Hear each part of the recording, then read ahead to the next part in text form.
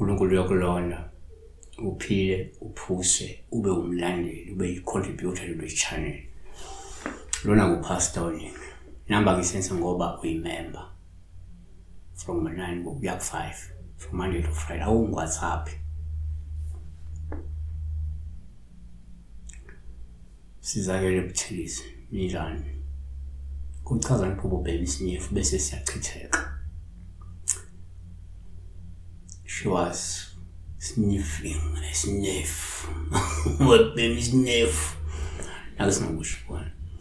One ngiyenzeka ke uma uphupha isniff sijale njengoPaul Dluma sichitheka. Ngoba lusho ukuthi kungenzeka unayo le mimoya. Kodwa ke isithunya isona esiphezulu futhi asifuni inhlobo ukuthi ubheme isniff.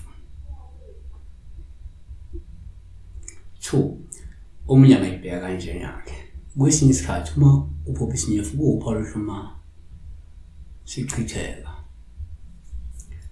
Olosho ngeze kunedlozi kade lizama ukuphakama kodwa lachithwa ke lesi sithunywa esikwembethe esingafuni uthwase futhi usebenze ngokwedlozi ngokuhamba kwesikhathi. Yabo. Okay, asibheke ngokwesintu. Ngokwesintu uma kungenzeka uphupha isniff noma ubhema isniff kuPaul Dluma sichitheka. Olungabili ukhele ukhombe ukuthi kungenzeka sidingwa yizidalwa kodwa azifuni ukuthi usibheme isniff. Kumele usithenge usivuvuzele phansi noma usichithe phansi, uyabona? 4 asisibheke ngokwenkolo ke. Ngokwenkolo number 4 uma uphupha ubhema isniff uPaul Dluma sichitheka.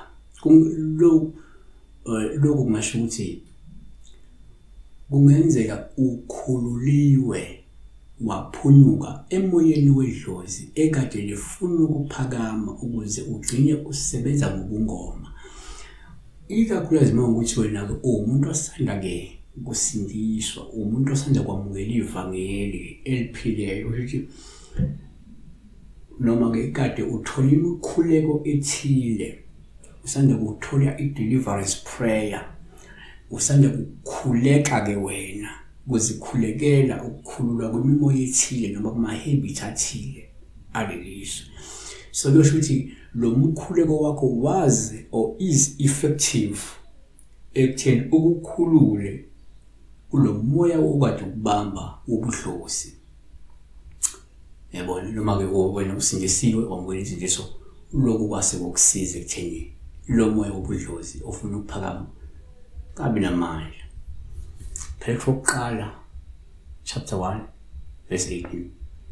Nazi ukuthi anihlengwanga ekuhambeni kwenu okuyize enakunikezwa ngawuyihlo ngezinto ezibhubhayo.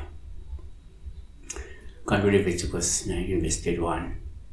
Ningaphendukeli kwaba namadlozi nakubathakathi.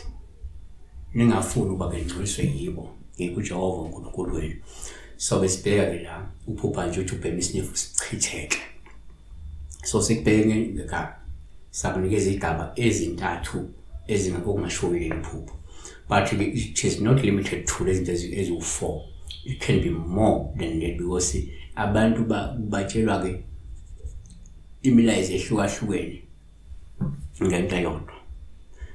Ngakhohlwa ukuvashela iSeritual Academy ikuphi ilapha ke eRenstown eHammanskraal ePitoli.